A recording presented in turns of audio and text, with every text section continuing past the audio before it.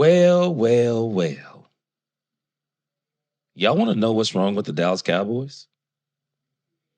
I have an interview I'm about to let you hear. And I think after this interview and my analysis, you're going to know everything that's wrong with the Dallas Cowboys. Let's talk Cowboys. We're about to talk facts.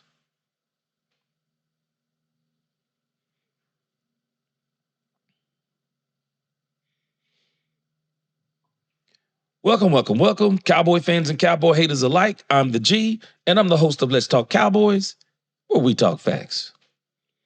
Let's talk facts. This interview with Stephen Jones. This interview with Stephen Jones is so revealing. There's an ex-football player for the Dallas Cowboys by the name of David Irving. And he was saying in an interview that Jerry Jones is not the problem for the Dallas Cowboys. He said it's Stephen Jones. Well, I'm about to let you hear an interview or part of an interview with Stephen Jones on 105.3 The Fan. And when you hear what Stephen Jones says, it helps me to understand exactly why Dak Prescott got his money from the Dallas Cowboys. Speaking of right now, I know you've made the decision to go with Cooper Rush. If Trey Lance doesn't end up making a start the remainder of the season, he will be a free agent, as you know. When you look back on that, do you feel like you'd get the return on that investment when you made the decision to trade for him? Yeah, we feel we'd do that again. I mean, he's a top tier pick, a guy we had at the top. And, as you know, Dak was coming up for contract. And, we wanted to take a look at a good young talent and didn't feel like we could get anything, from a quality standpoint like we could get with Trey. And, as it turns out, we ended up signing Dak long term. And so, obviously that, puts a little less need in terms of, having to rush to, do something with Trey. And matter of fact, makes it hard because of, Trey, I'm sure, is wanting to see what's out there now that we have committed to Dak long term. But I don't regret that at all. That was a situation where you don't know for sure. I mean, Dak obviously controlled his destiny. If he wanted to, he could have decided not to sign and sign somewhere else. And we wanted options. And certainly we just didn't feel like we could get an option, the quality of Trey, in the fourth round to have in the building competing for that job if for some reason Dak wasn't going to be a Cowboy long term. Now you see the problem with the Dallas Cowboys? Your quarterback is just coming off of an all-pro MVP runner-up season. And because you came up short as a team, you had safeties playing linebacker, you only had one wide receiver, and you basically could not run the ball with Tony Pollard coming off of a broken leg. But because your quarterback didn't overcome all the shortcomings of your team, who had arguably the best season of his pro career, you, unlike other teams, for example, when the Baltimore Ravens came up short, the Baltimore Ravens didn't say we were not going to sign Lamar Jackson. Even after they signed Lamar Jackson, they came up short again and he threw an interception in the end zone. The Baltimore Ravens didn't say we were going to throw Lamar Jackson away. They decided to go get Derrick Henry. They've decided to go get him other talent around him offensively. We say with a team that was right there on the cusp, we decide we're going to let 9 starters walk away from that team.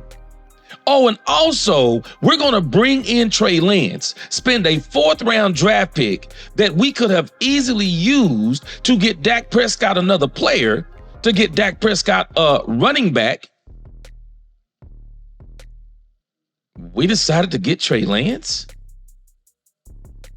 You're talking about the same Trey Lance who I believe that Kyle Shanahan is a better evaluator of talent. John Lynch is a better evaluator of talent. The San Francisco 49er organization, better evaluator of talent than the Dallas Cowboys. You're telling me you decided to go get Trey Lance to compete. To compete. Do y'all hear what he said? I said this when I began this channel. I knew exactly what they were doing. They brought Trey Lance in as a bargaining chip. They decided that they were going to prance Trey Lance all up and in through the Dallas Cowboys organization, rather than focusing on this team, rather than getting everyone in training camp. They decided to wait to sign contracts because they want to see if Trey Lance can be the replacement for one Rain Dakota Prescott. And so the whole training camp, the whole preseason, rather than it being about the continuity and the unity of the team, it was about seeing if Trey Lance could take the place of Dak Prescott. This is everything wrong with this team. And you can tell by the way Stephen Jones is talking. I believe Stephen Jones was a huge part of that decision. Stephen Jones wanted to see, I want y'all to think about what they tried to do. Stephen Jones wanted to see if they could bring in Trey Lance, and maybe if he can take Dak Prescott's spot, they can get him to play maybe on a $5 million deal. Maybe sign him next year to, who knows, a $20 million deal. Absorb Dak Prescott's contract and just push Dak Prescott out the door. And Trey Lance is the answer to all the questions, all the problems. But when I think about how dumb this was, and the fact that they gave up a 4th round pick, it's amounted to absolutely nothing. Trey Lance is going to walk out the door scot-free, and Stephen Jones said, we do it again. What? Even after you know the result, you would do it again. Some people say hindsight is 20/20, but obviously not with the Joneses. So you're telling me that you would disrespect your quarterback like that again? You're telling me that you would, rather than using that 4th round pick to get a running back in the draft instead that actually could have helped out Dak Prescott, could have helped out the team, you're telling me you would do it again? It's the hindsight for me that if I make a mistake and I look in hindsight and I could have made a different decision that would have been better for my team, you're telling me you look in hindsight and say you would do it again?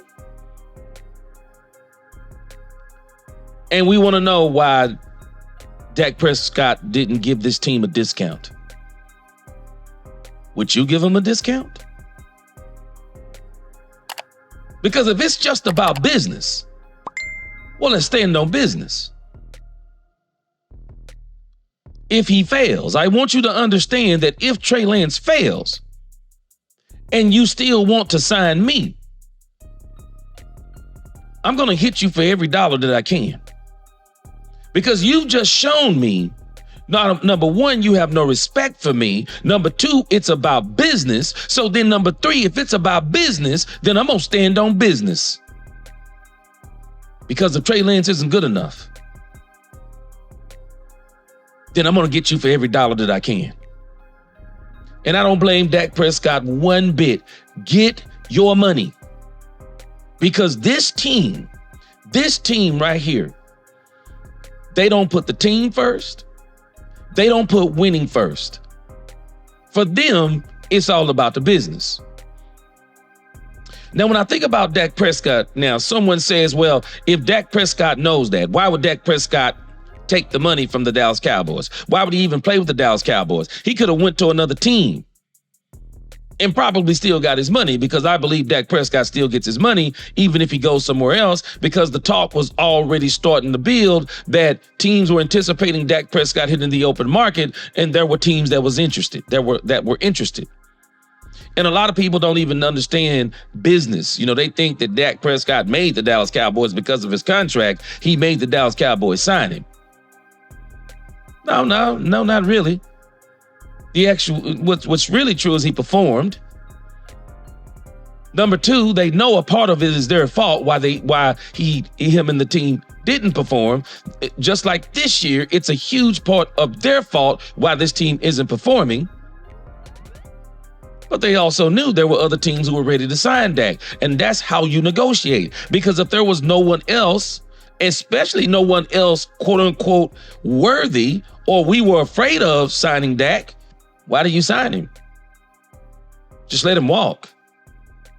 Get you a rookie quarterback, put him on a rookie deal, and start rebuilding the team. But no, they failed. It blew up in their face. And looking on the draft horizon, they knew, looking at the free agency market coming up, they knew Dak Prescott unequivocally was the best choice for the Dallas Cowboys. They were not going to find anybody better. And I don't understand the Trey Lance thing. You thought Trey Lance, and I'm not dogging Trey Lance, he needs reps, but they thought Trey Lance was going to take Dak Prescott's spot. It's everything wrong with this team. It's everything wrong with this team. They're cheap. They're disrespectful. And this team needs true GMs, or a GM, a true GM, and someone to manage the cap. Because had they signed Dak Prescott earlier and not been doing all this dumb stuff, they could have saved $40 million on Dak's deal. And who's to say they probably could have saved more? Because I believe that Dak probably would have gave them some kind of discount. But after hearing this mess from Stephen Jones, I believe everything David Irving says. Stephen Jones is a huge part of the problem for this team. And I think that Stephen Jones is very influential in a lot of these decisions. But again, why did Dak stay? Same reason why some of us are still fans of the Dallas Cowboys. Dak Prescott is a fan of the Dallas Cowboys. Dak Prescott loves the Dallas Cowboys, just like many of us. We know the owner, there's something wrong. We know that the way the team is ran is terrible. We know all these things, but yet and still, we stay fans, and we're not even getting paid to do it. Dak Prescott is still here because he loves the Dallas Cowboys organization. He was a fan as a child, and he wants to bring this team a Super Bowl. Nothing more, nothing less. Dak was getting the money regardless. But y'all tell me what you think in the comments. Would you have stayed if you were Dak Prescott?